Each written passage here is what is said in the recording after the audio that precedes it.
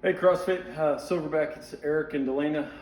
Today, want to let you know that health really is a family business, and so you know that I'm in trying to help the coaches and do a bunch of other stuff, but I'm trying to help everybody get better from physical standpoint and form and those things. But today we're going to do the family side, which is health, and really Delana helps lead that effort for us. So I'm going to kind of turn it over to her, and we're going to show you kind of what she does and does really well for us as a family.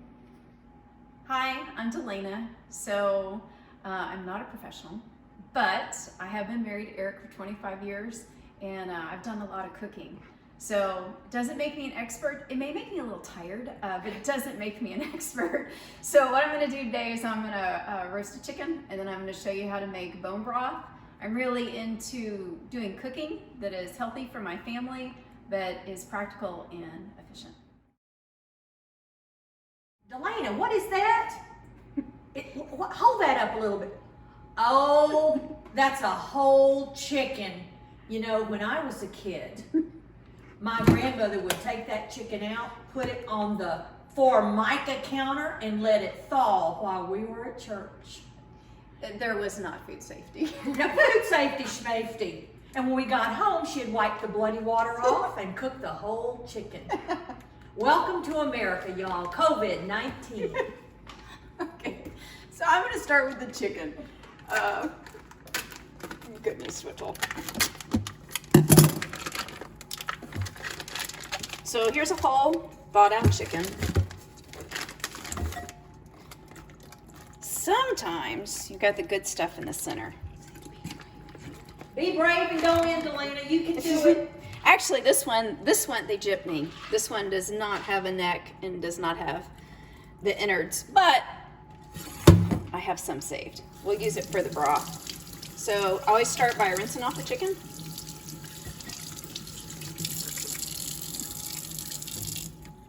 I did wash my hands for 20 seconds, by the way. So one of the big things for me is that when I roast a chicken, I always split the back, because if you split the back and then you lay out the chicken flat, it can cook in like 40 minutes. And if you're really trying to get dinner on the table for a family, 40 minutes is reasonable. Hour and a half, that's just way too long for me if you do a traditional one. All right. Okay, I'm going to transfer the bird here. I've got a cookie sheet with some parchment paper. So I always take the bird and I flip it over. You want to push down on it, and that breaks the breastbone. And now that it's laying flat, it'll cook really quickly. Delana, do you have to have parchment paper on there? Why do you use the parchment paper? Because it makes my life a lot easier when I clean that up.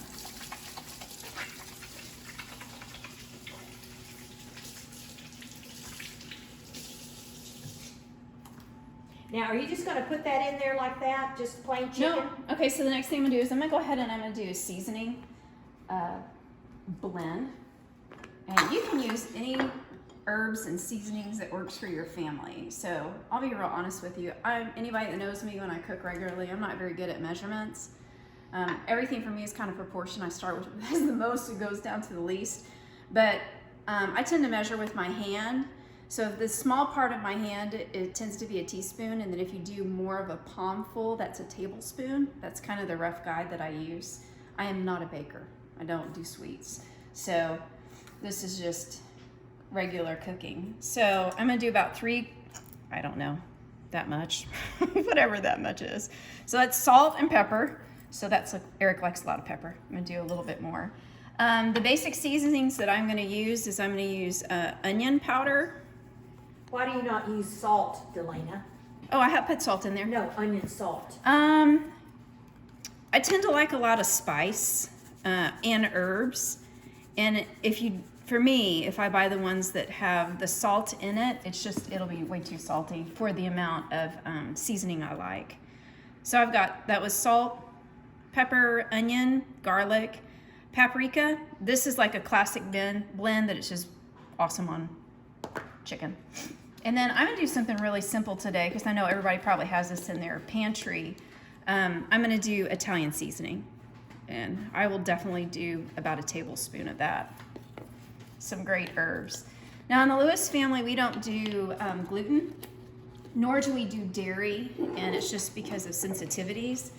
So for this example, I'm gonna use olive oil, and I'll put in a couple tablespoons.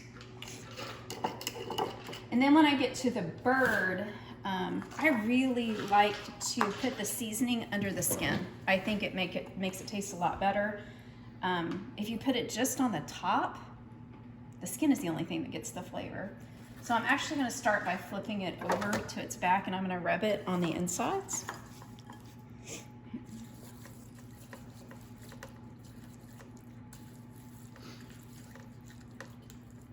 Okay, and then I will flip it over to this side, and I will dig to get it under the skin. I usually poke a hole at the thigh, just so it's easier for me to get in there.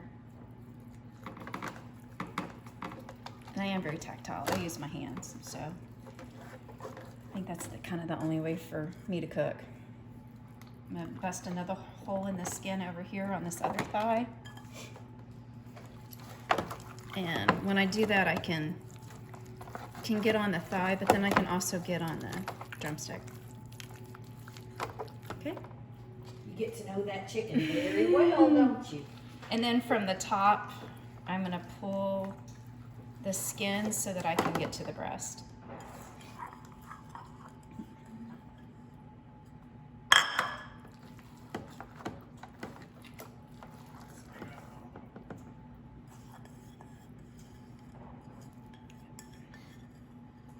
Okay, and then this side.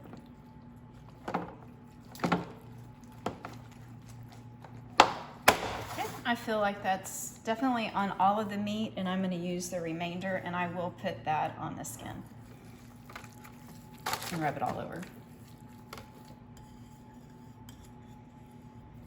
So the great thing, if you split the chicken breast, the chicken itself along the backbone, we can now put this in an oven. I like to roast pretty high heat. I will do 450 degrees. My convection oven, though, always just 25 degrees less than what you put in. That's why you see 425.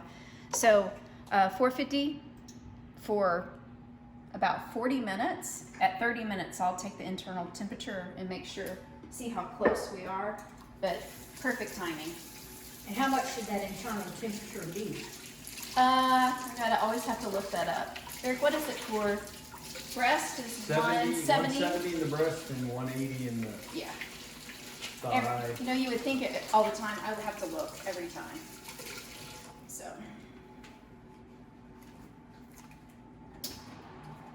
Alrighty. So, in it goes.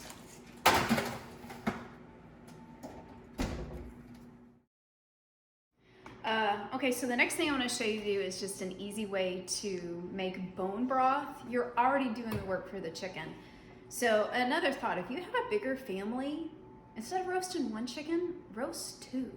And then think about how you could use that extra meat for additional meals. Maybe you use it on a salad, or you make chicken salad, or you put it in a soup or a stew, or turn it into tacos. I mean, you have a lot of options. I say do the work once, reap the benefits for a bit. So one of the reasons why I love roasting a chicken is that you always have the carcass that is left over.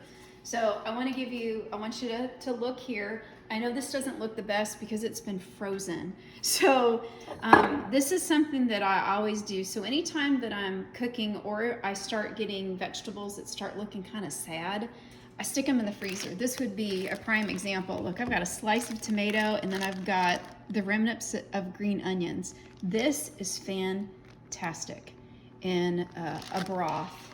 And this one, this is an old chicken carcass with a couple of necks. And I see I got a couple of mushrooms in there and some more lettuce. So this is how I always store the old carcass, so that when I need broth, it's good to go. And the truth is, broth is really expensive. And with the food allergies that we have, I have the most control over ingredients if I make it. So I'm going to show you how to do this in the Instant Pot. But the truth is I have only had the Instant Pot for a few months. Some of you guys know our daughter Madison, she's in her 20s, she's a college student. She made me get one of these. I used to always do it in a slow cooker, in which you can definitely do. It just usually needs to cook for overnight. I'll tell you, I like this a lot more because I don't have to wake up at 4 o'clock in the morning smelling broth. I really prefer the fact that this is closed and it cooks for a couple of hours and then it's ready. So I'm just gonna take this carcass, and all this is Eric is awesome. He usually pulls the meat off for me, and then we just shove it in a bag. So I'm gonna go ahead and put in the carcass and a couple of necks. So that's in there. And then I'm gonna put in the vegetables. So I'm always gonna put in onions, celery, and carrots. And then I have some green here. These are actually the stems of fresh parsley. So all of that will make it taste super yummy. And here is the green onions and the tomato. Probably the only vegetables that I would absolutely not put in would be anything that's a cruciferous vegetable. Broccoli, cauliflower, cabbage, Brussels sprouts, like, yuck. That wouldn't turn out well. That's not soup stock material.